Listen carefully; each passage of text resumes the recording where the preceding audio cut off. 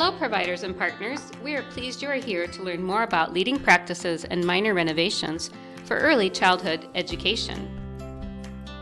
Your presenters are Ashanti Bryant, Director of Early Childhood Services, and Kelly Clark, Director of Consulting, Real Estate Services. We both serve as staff at IFF, and we hope you find insights and value from the content in this session. This video will cover leading practices in early childhood facility improvements for both indoor spaces and outdoor spaces. We know that along with talented and dedicated early childhood administrators and staff, facilities also affect how young children learn and grow. Facility choices and improvements can support children by being mindful of a child's 4 senses: sound, smell, sight, and touch. Indoor air quality, natural light, color choices, ventilation, lack of clutter, and noise mitigation are just some factors that contribute to a high-quality space. The Caring for Michigan's Future grant allows for minor renovations, including renovating bathrooms, installing railings and ramps, paint, flooring, furniture, furnishings, and equipment. What is not eligible is construction of new facilities, structural changes to the foundation, roof, or floor, exterior or load-bearing walls, or extension of the facility.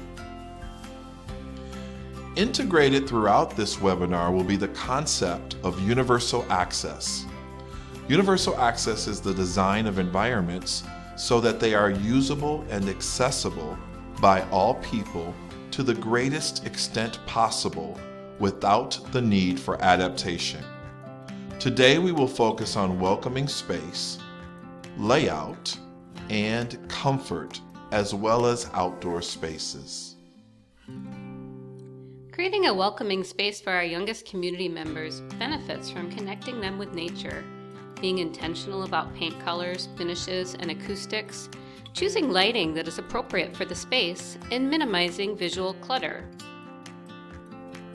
Classrooms that connect children to nature have been associated with increased attention, reduced stress, and improved focus.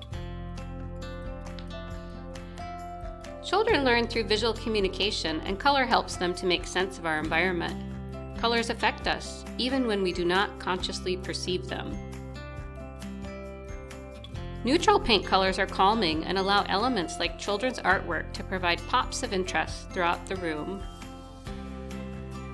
Finishes that are warm and familiar, such as wood grain flooring and low-pile rugs, help control sound and can provide peaceful sanctuary.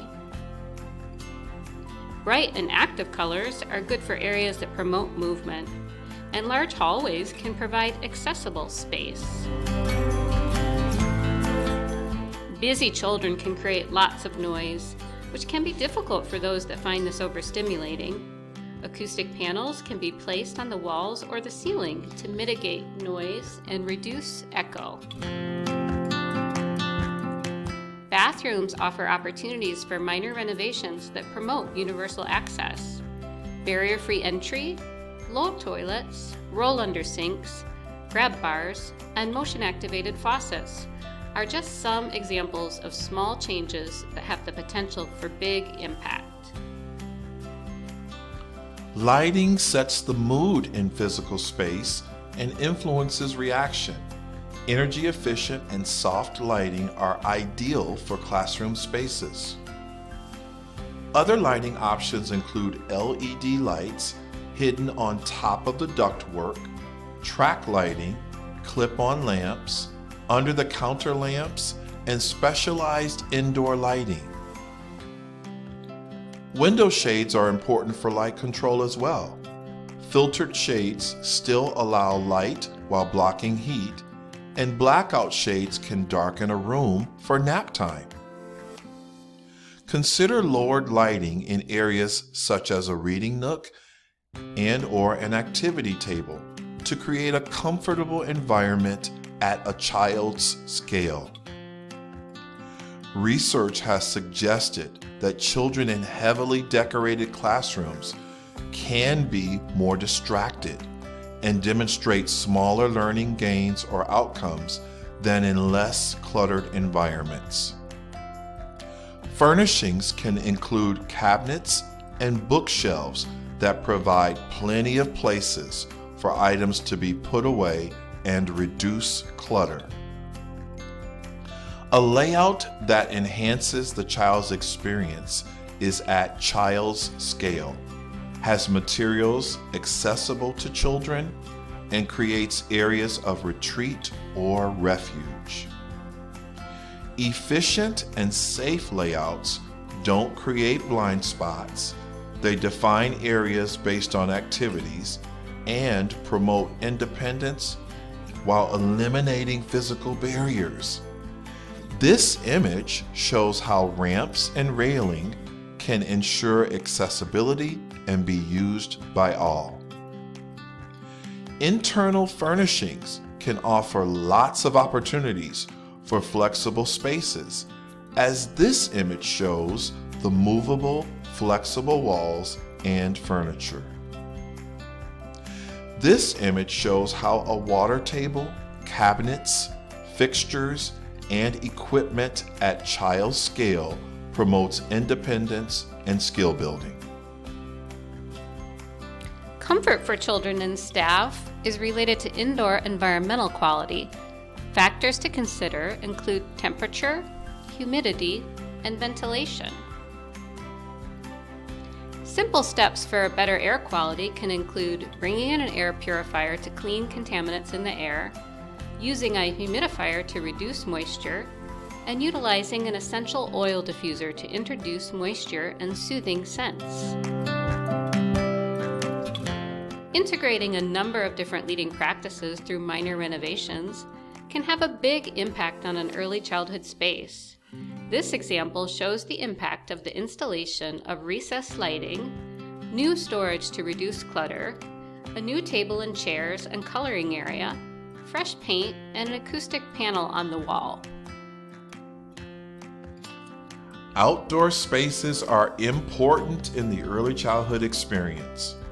They are associated with increased physical activity, reduced stress, enhanced creativity, increased environmental stewardship, and enhanced self-regulation.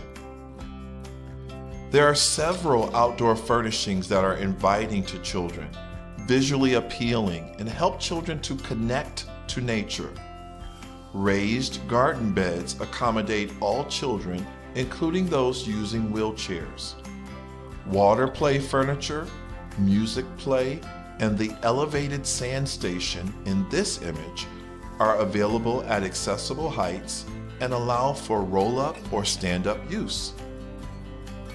Shade structures allow for enjoyment and play during hot and sunny days. Shade structures come in many different sizes and styles and can accommodate the different needs of early childhood education outdoor spaces. Minor renovations in outdoor spaces can also result in big impact. Adding raised garden beds, shrubs, an accessible path, and a nature area creates a welcoming space in this example. This preschool space example also shows the impact of adding natural elements, shade structures, and even landscaping. To wrap up, we would like to leave you with some questions. What minor renovations are you thinking about for your space? What interior and exterior minor renovations could enhance or even transform your space for children and staff?